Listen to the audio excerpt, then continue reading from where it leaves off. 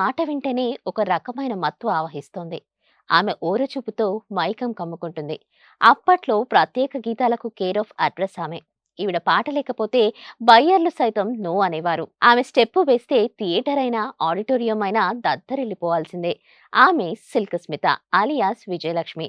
దక్షిణాది చలనచిత్ర పరిశ్రమలో సిల్క్ స్మితకు ప్రత్యేక గుర్తింపు ఉంది. 1980 నుంచి 1990ల సమయంలో ఆమె ఓ సంచలనం.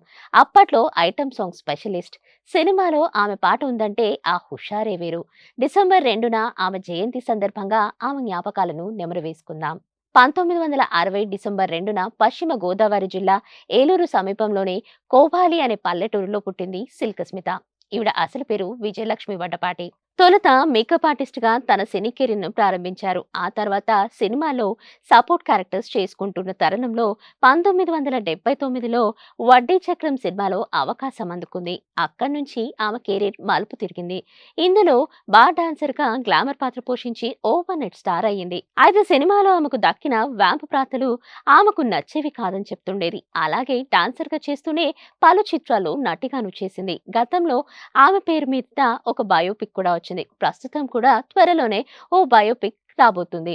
రజనీకాంత్, కమల్ హాసన్, చిరంజీవి, మోహన్ లాల్, అక్కినేని నాగార్జున, మమ్ముట్టి, సుమన్ వంటి సూపర్ స్టార్ హీరోలతో కలిసి తెలుగు, తమిళ్, మలయాళం, కన్నడ, హిందీ భాషల్లో 450కి పైగా సినిమాల్లో నటించారు.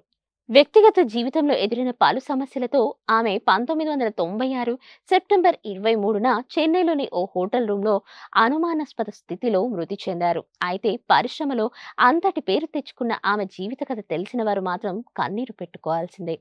వ్యక్తిగతంగా ఆమె సున్నిత మనస్కురాలని, తక్కువగా మాట్లాడేదని, చిన్నపిల్లల మనస్తత్వం గలదని సన్నిహితులు చెప్తుంటారు.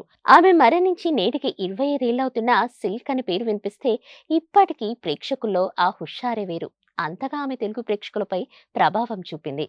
ఒక స్టార్ హీరోకున్నంత క్రేజ్ ఆమెకు సొంతం చేసుకుంది.